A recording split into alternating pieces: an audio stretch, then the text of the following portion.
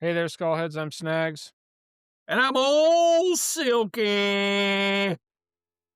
And tonight, Ol Silky is going to be leading us through a discussion of Universal horror movies from back in the day.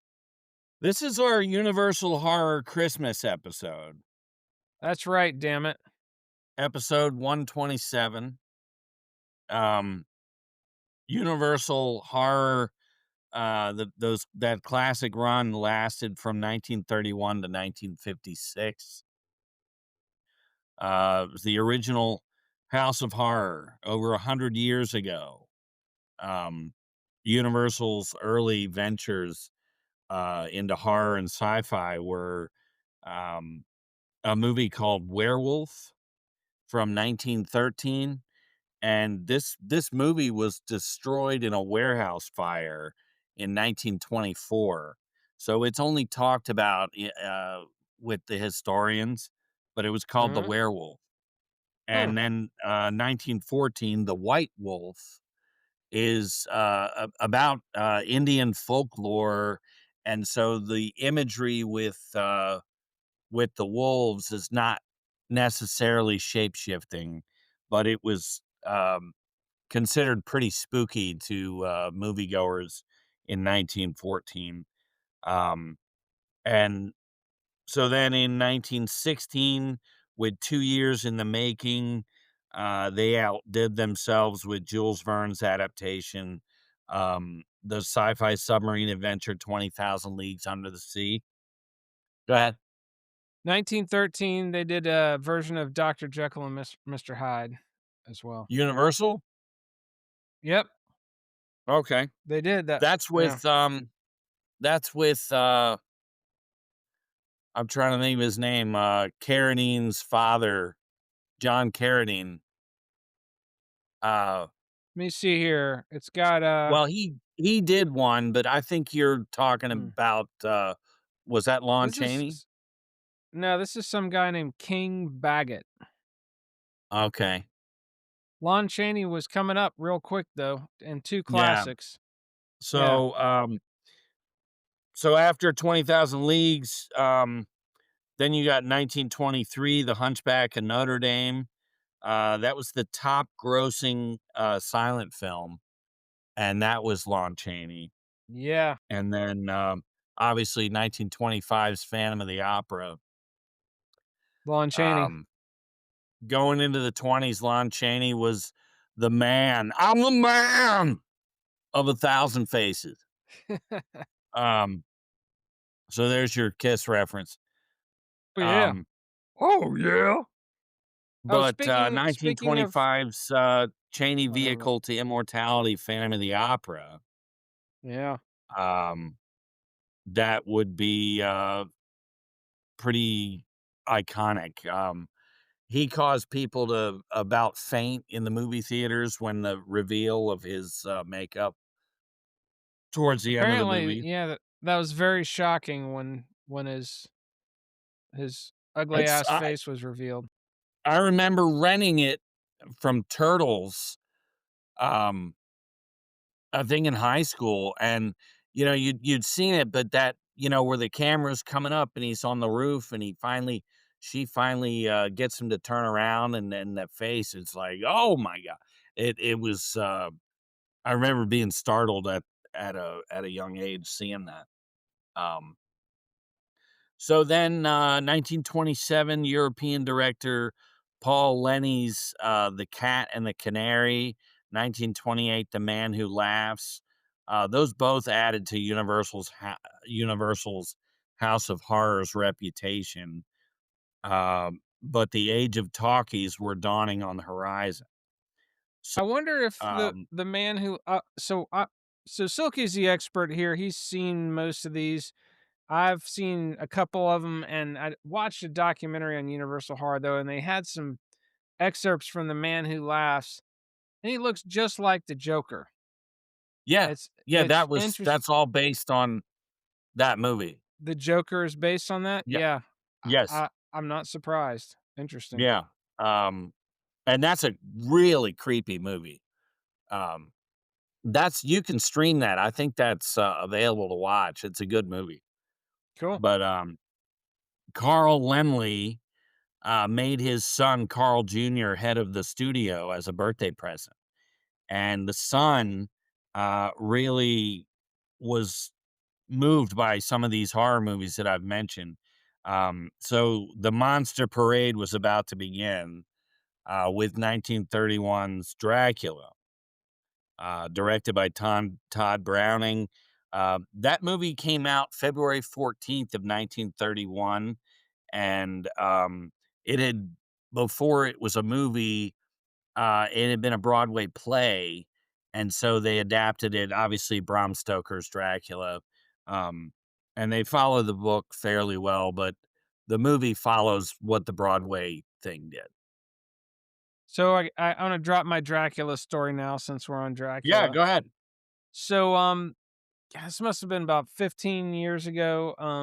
My wife and I find out that, uh, um, Philip Glass and Kronos Quartet are gonna be playing live musical accompaniment to Dracula. It's at this, like, symphony, hall type, um, venue in Athens, Georgia. We drive all the way up there, it's an hour and a half from here, and, um, we get in, everybody's seated, the show's just about to start, and somebody comes out on the stage and is like, um, Philip Glass will not be able to make it tonight because his wife is having a baby, which I understand.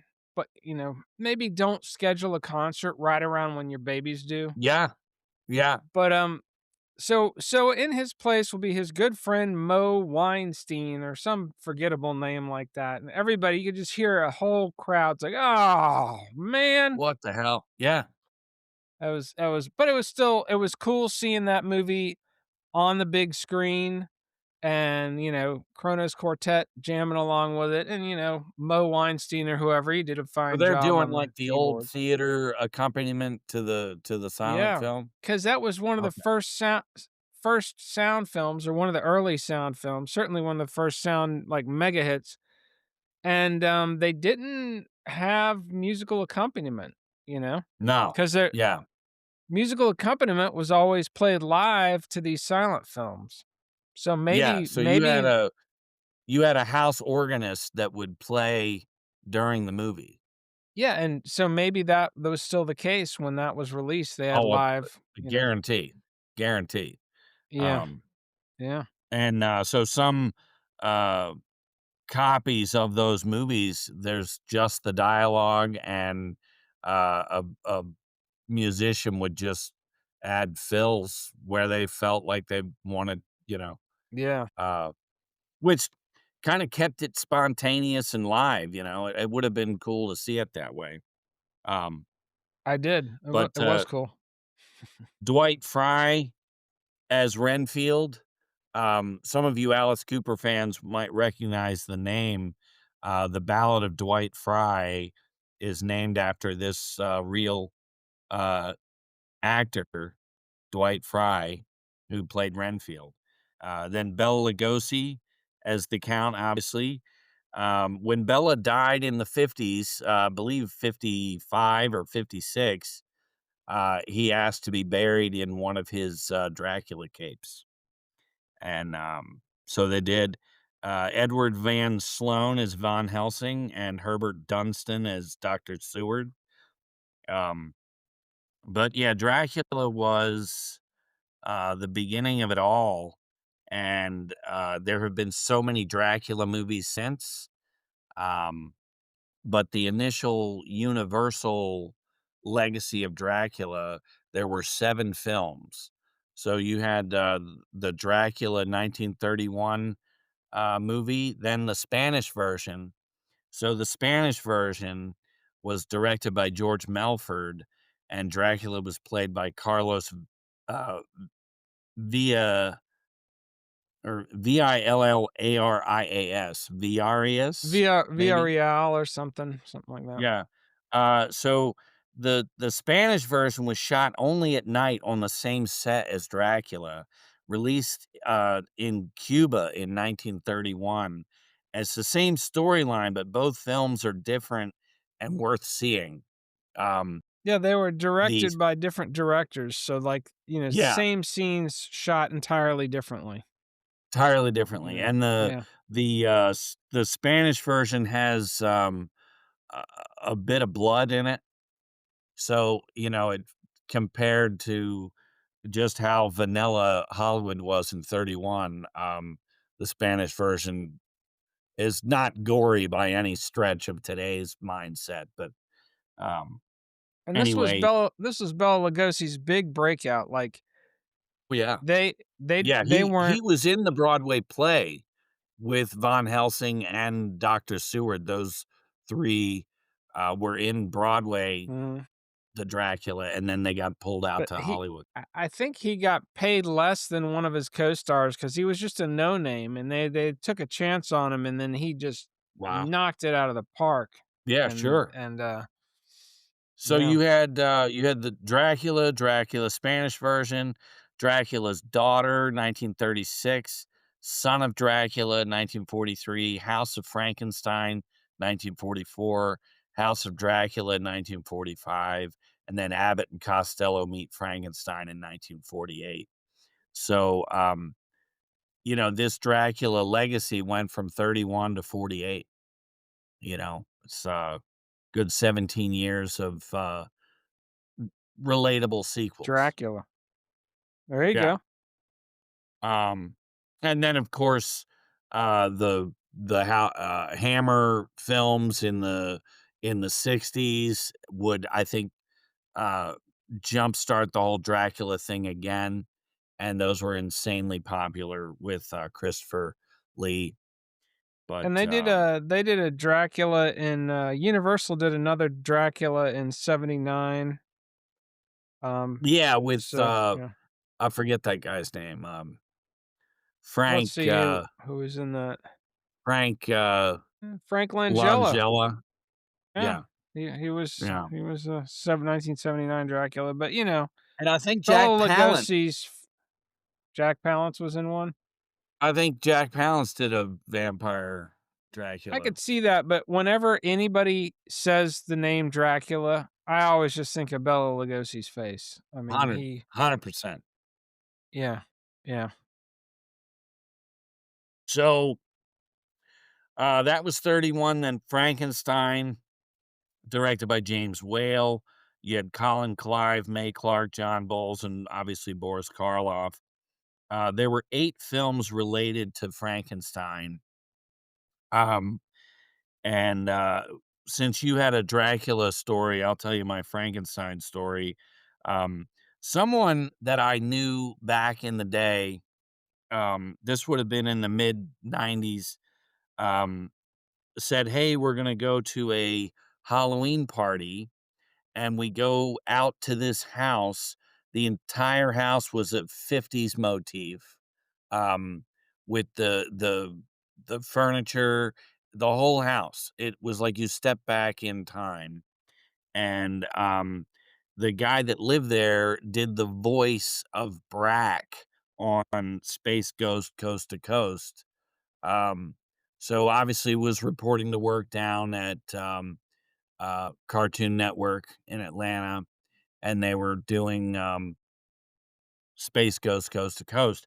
But, his Halloween party, he showed, Frankenstein, and Dracula, if I remember right, on, this giant sheet that was stretched across 2 trees, and we all sat out at different tables on their massive deck that hung off the back of the house, and, sat at tables, and, um, they had a grill and tons of booze.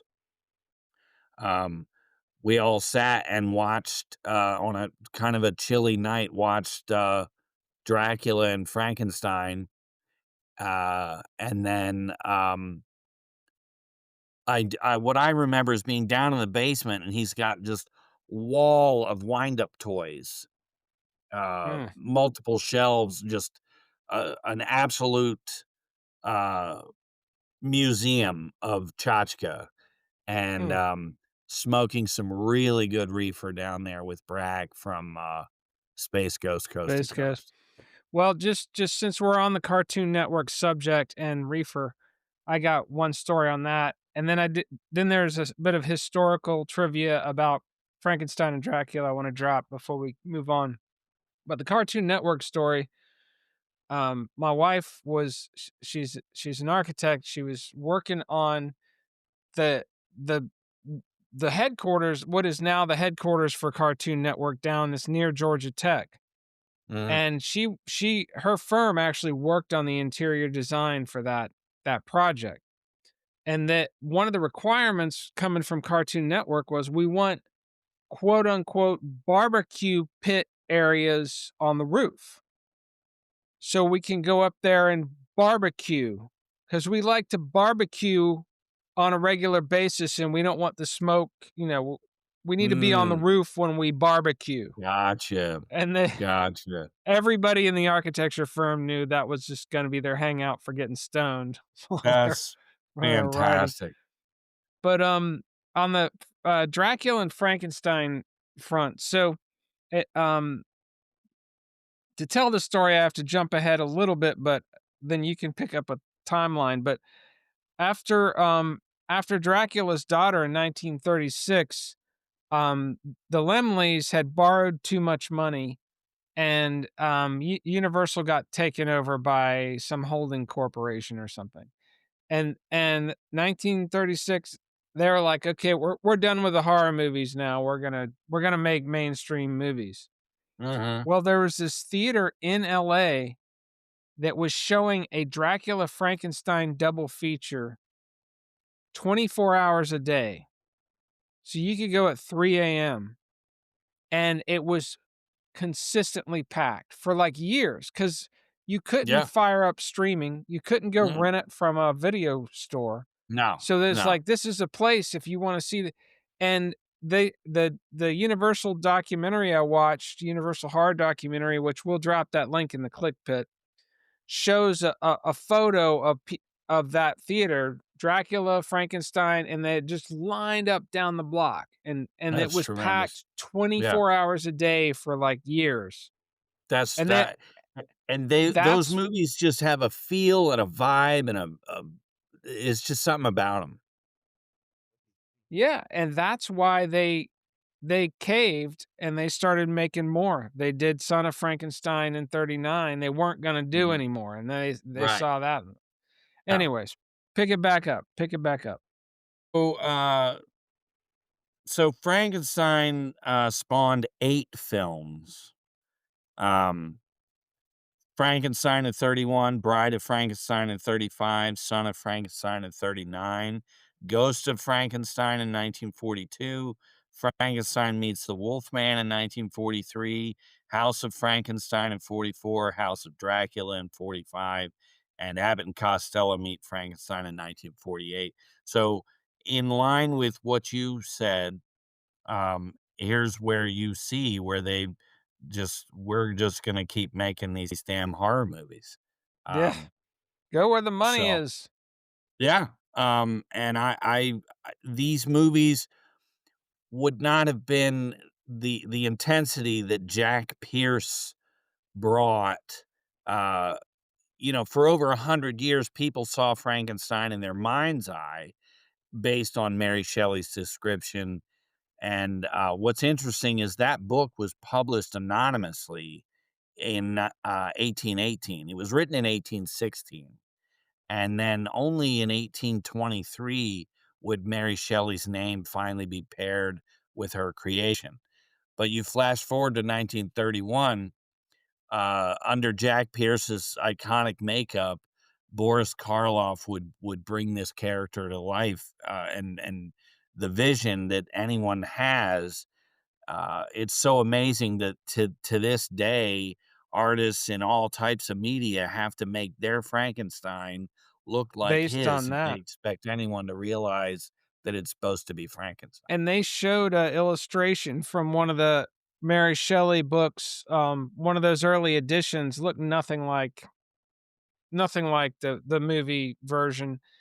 Uh, the other thing about Mary Shelley interesting is she was hanging out with Lord Byron and he wrote an early outline of the Dracula story that was actually eventually the novel was based on that according to this documentary. So, Mm, there's some famous people at interesting. the roots of all of this. It's interesting. Yeah, the famous thing is they were all getting high, and Lord Byron and, uh, uh, there's another famous. There's 3 of them that are I'm just Mary blank. Shelley's husband, yeah, whoever the fuck she was married to. Hold on a Yeah, second. but the 3 of them, uh, you know, probably, all stoned to hell. They're like, "Who can come up with the scariest story?" And, Percy um Shelley. Yeah. Percy That's the Shelley, thank you. yeah, The yeah. 3 of them, meet the next morning with these stories, but, Mary Shelley's Frankenstein is there's so many layers, um, in that book, and it's most recently, uh, I think it's on Netflix as a new Frankenstein that, follows the book better than I've ever seen any adaptation of Frankenstein, and Hmm. it's done really well, but they really do it justice in bringing points of the book out for the first time, and, it just when you watch it, you realize just how incredible that book is, um, just the different layers of issues. Oh, it's El Condor. Oh, go to snagsandsilky.com. We got shirt. Uh, Mugs, yeah, we got mugs, posters. monsters. We got posters, Monsters. monsters. Very ugly sweaters. Oh, Christmas ugly sweaters. Yeah. Nice. Yeah. Most importantly, stickers. Yep. Decals. Frankenstein and Dracula figures. Yeah. All right. All right. There he goes. Thank you, sir. Do we All owe him right. money for these commercials or no? Probably. Yeah. Probably. He's gonna come back Probably. and demand union scale for every Yeah, he'll single sue me one, and we're years on, from like now. Yeah. yeah. Um, but so The Mummy would come out in 1932. Boris Karloff, again, Jack Pierce doing the makeup. And, these actors sat under this makeup for hours. It was not CGI or you know, certainly actors today would not endure what these guys put up with back then. Um, but The Mummy had Boris Karloff, Zita Johann, she's the hottie in The Mummy, David Manners, Edward Van Sloan, and Arthur Byron. Um, and 6 films, The Mummy's Hand, 1940, The Mummy's Tomb, 1942, The Mummy's Ghost, 1944, The Mummy's Curse, 1944, and Abbott and Costello Meet the Mummy in 1955. Um, I did not put who the director was for The Mummy. We have to, Oh, The Mummy, the director was Karl Freund.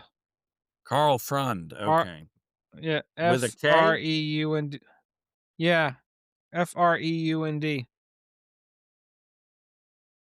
Freund, director. I don't know how I left that one off. I've tried to include the director with all the other ones. Um, but The Mummy is awesome. Like I said, 6 films. Um, a bit of a remake of Frankenstein, if you think about it. Just this horrifying undead creature, uh, Lumbering zombieing, around. lumbering around, everybody's screaming and running away. Um, but it worked. And, obviously, later in the '90s, there was a very, very successful, uh, stream of movies, based on The Mummy, Brendan and I believe Fraser, they're talking. The what? starring George of the Jungle. Yeah, George of the Jungle. Yeah, Brendan I've Fraser, yeah. just blanked his name, but, he's, Brendan Fraser. allegedly, they're coming back to do a 4th one. I can't wait. Yeah, yeah. They were fun movies though.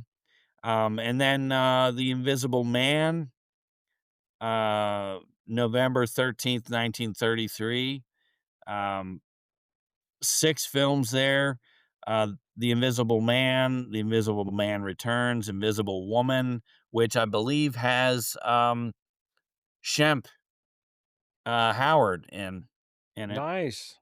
And that was 1940, Invisible Agent. 1942, Revenge of the Invisible Man, 1944, and Abbott and Costello Meet the Invisible Man, 1951. Um, you can kind of think that the death knell of each of these characters is when Abbott and Costello met them, because Yeah, that was like right. the last movie of each. But That's when it gets a John bit ridiculous. Yeah, and those are funny. They're good. John P. Fulton would be the special effects wizard at Universal that, exploding miniatures, werewolf transformations, fires, floods. He was the mastermind behind all of that, and I really think without John P. Fulton or Jack Pierce, you just would not have had, um the weight that these movies had. Mhm. Yeah, They were if you just think about it, some of the special effects in these Universal movies, The Invisible Man, um, they basically apparently covered him in black velvet, the parts that were supposed to be invisible, and they mhm, and they had the camera was fixed and stationary, and they'd film the scene, and then he'd leave, and they'd just film the background for a while, and they had this process where the black velvet, they could transfer the background, whatever was in the background behind the black velvet, transfer it right over. But when you watch it, you're like, "How the fuck did they do this in the early 19" when was the yeah, Invisible Man?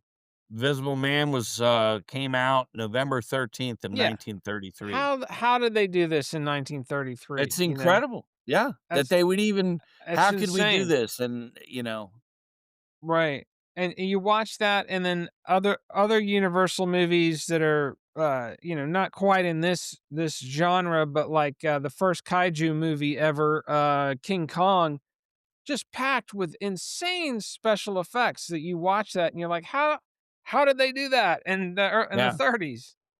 yeah, Crazy. RKO, did King Kong in That was '32. RKO, yeah, my bad. Yeah. Yeah, not Universal.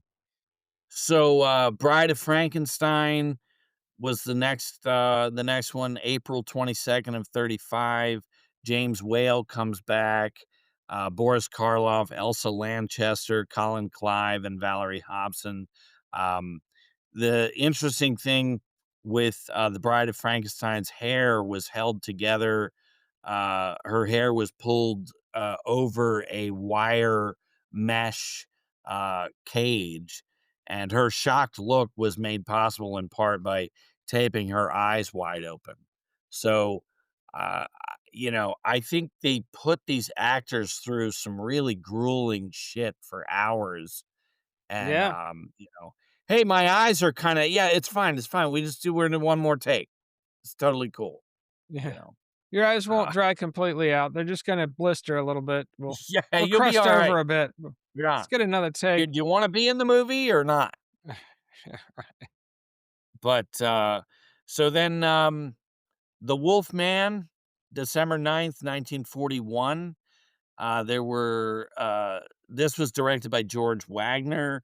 You had Lon Chaney Jr., Claude Rains, who was in The Invisible Man, um, Warren William, Ralph Bellamy, Patrick Knowles, and Bela Lugosi, and, Maria Uspenskaya, who is the gypsy woman who gives you the werewolf lore, how, kind of explains the whole concept of the werewolf in the movie.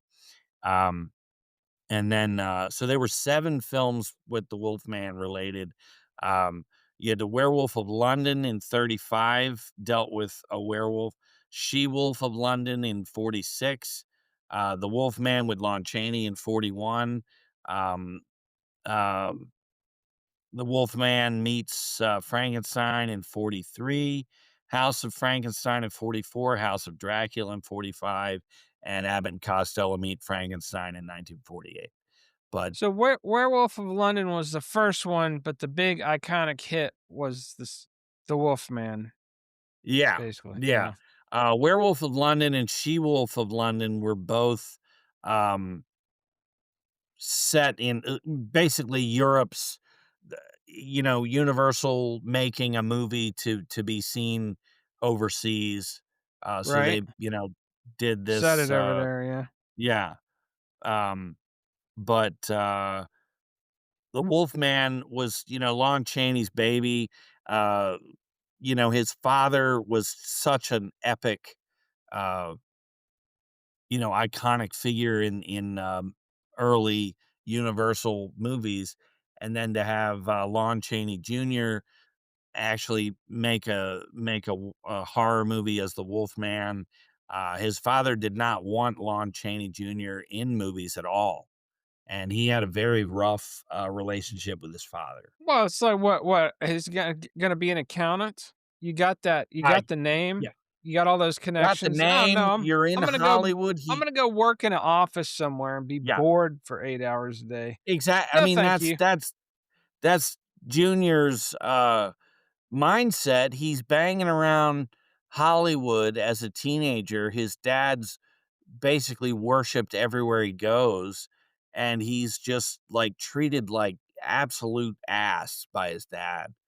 That Um, sucks. and any mention of him wanting to be an actor was just met with, like, almost violence. Wow, So, weird. that's But, messed up.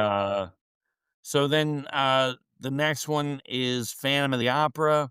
August 27th, 1943 is when that was released. That had Nelson Eddy, Susanna Foster, and Claude Rains. Claude Rains is fast becoming just an epic leading man. He's in Phantom of the Opera that Mhm, was directed by Arthur Lubin, but Claude Rains, if you remember, was also in, Casablanca, which mhm. I think is, like, forever, connected there. Yeah, Uh,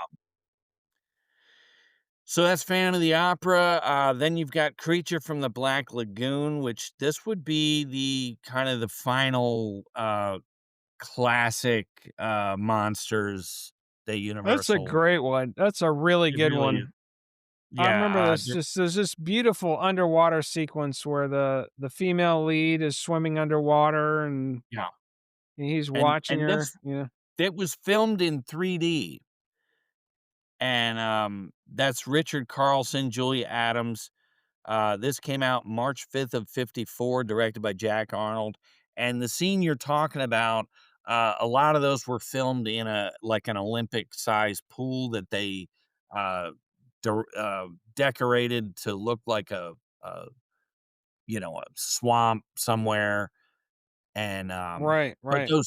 those scenes where, the, uh the guy in the suit was uh Rick, Browning, and, he he was always the guy in the suit underwater, the gill man underwater. On land, it was played by Ben Chapman, so they had 2 guys, in that So is one suit. guy like a certified scuba diver, I'm Yeah, assuming? Yeah, yeah, yeah. yeah, and he was just a badass.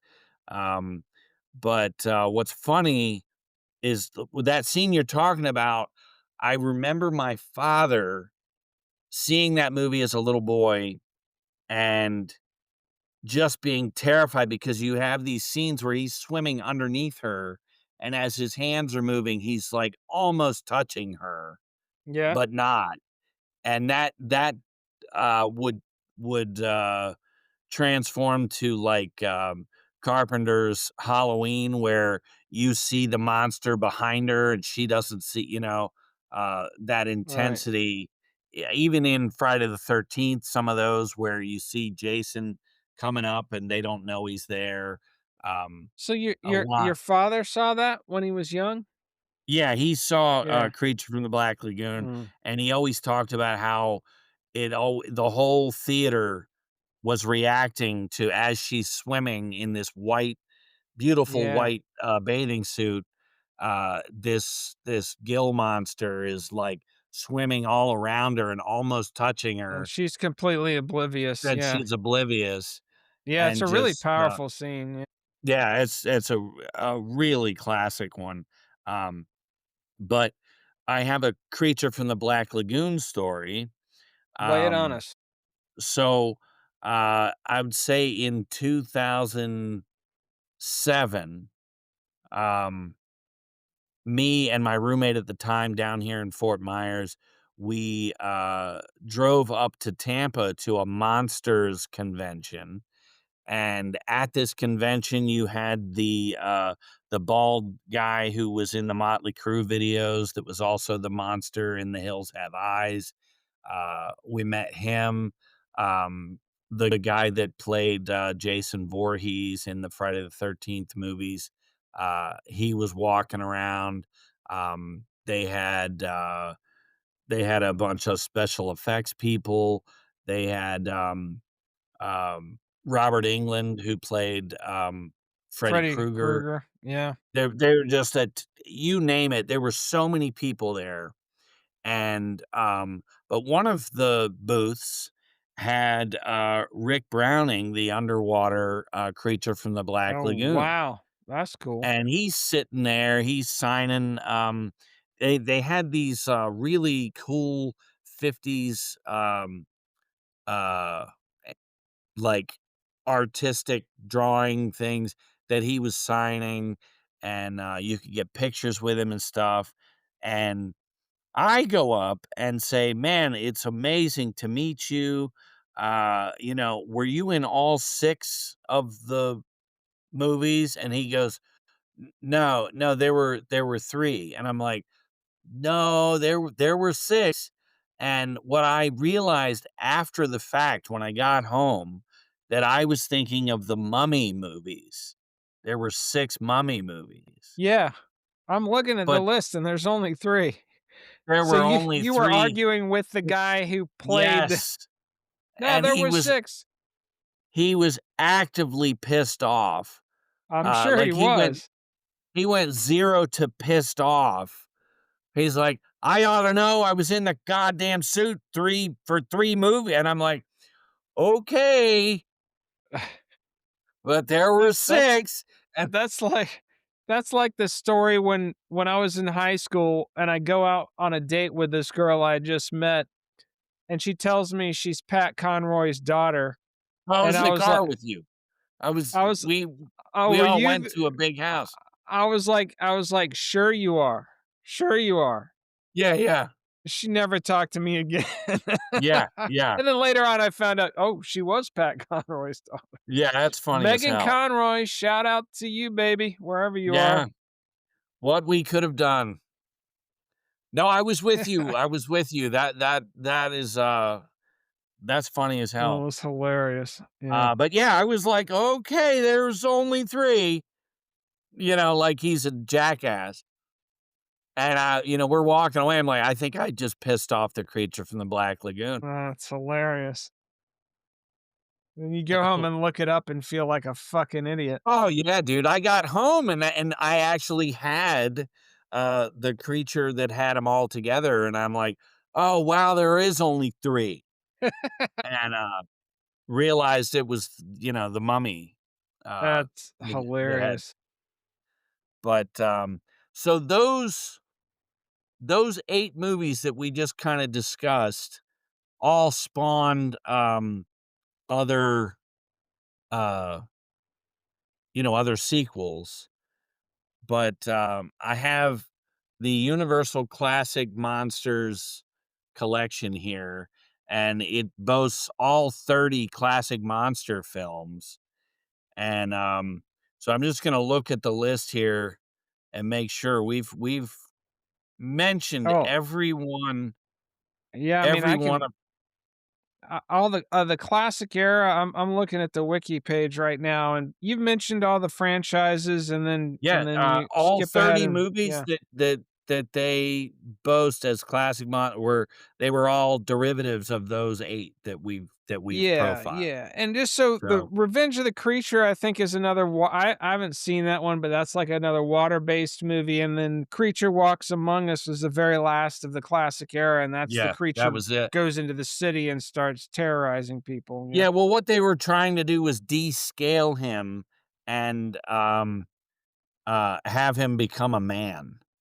And, so they morph him a little bit, and then they have him walking around, and again, it's just a remake of Frankenstein, Yeah, you the know? scary Uh, monster lumbering around freaking everybody out. yeah, yeah, and that's the brilliance of it, but, yeah, so that's, universal horror, kids. There you go. They're they just but what's, powerful with these movies is they just all influenced Hollywood at every stage from music scores to directing styles to, makeup, acting, other horror, franchises that have come all from the influence of these, movies that we're talking about.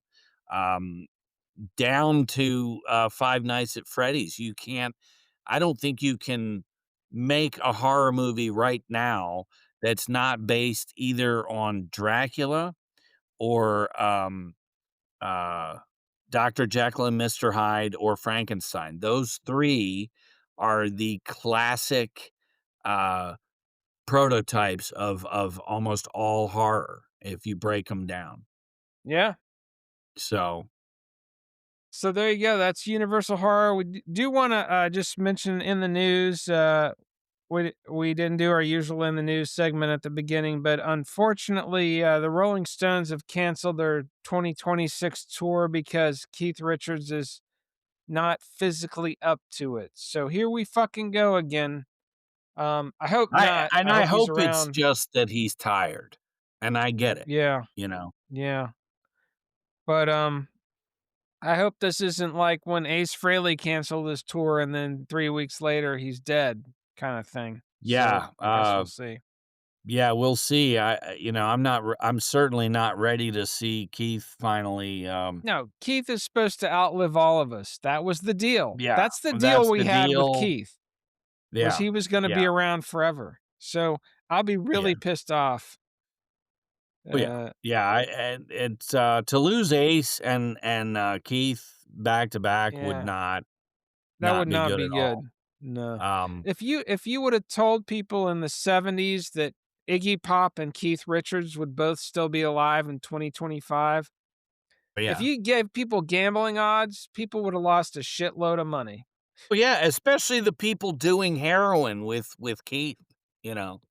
Yeah, and You know what I and mean? Iggy. Iggy was doing Yeah. smack too, That's fucking true. moron. That is And true. everybody thought they were gonna die any second. They were Deadpool favorites, you know? Right? Uh, so, I guess we'll do,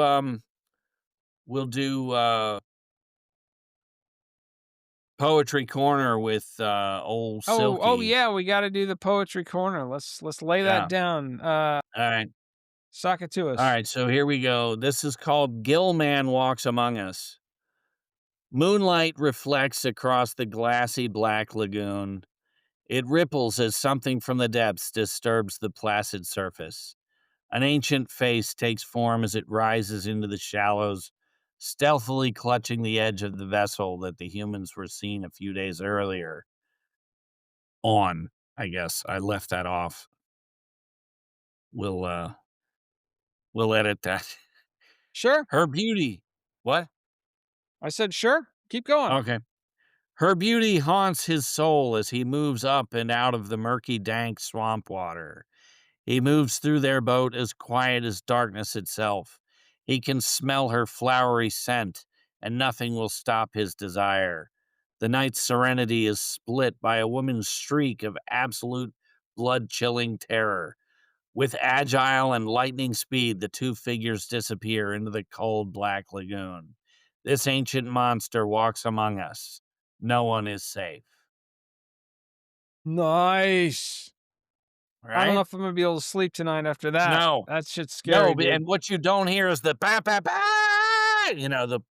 the music. Da-da-da-da. Yeah, you don't hear Yeah. Philip Glass not being present to play the soundtrack. Yeah, Um, or his baby screaming in the background. yeah. So I gotta piss like a racehorse, so let's wrap Okay, this up. Um, alrighty. we got all kinds of stuff. We got episodes scheduled out till April, so we'll see if Yeah. any of that happens. But as of now, that's the plan. Hell More yeah, and stuff. We're this wraps up our Christmas episode, everybody. Yeah, this is the So, Christmas episode. Universal Horror so Christmas. yeah, the studio will be closed, next week. Is that right? Yeah, yeah, we're off next week and then back on the attack after that. So stay Yeah. tuned. So, yeah, We gave you an this extra episode recently, so that makes up for it. yeah, We threw one so in. Yeah, suck it. This yeah, is our Christmas episode. yeah. Curl up with some horror and, you know, revisit the classics. There you go. Good advice. Alright. Good advice. Peace out. Deuces, everybody.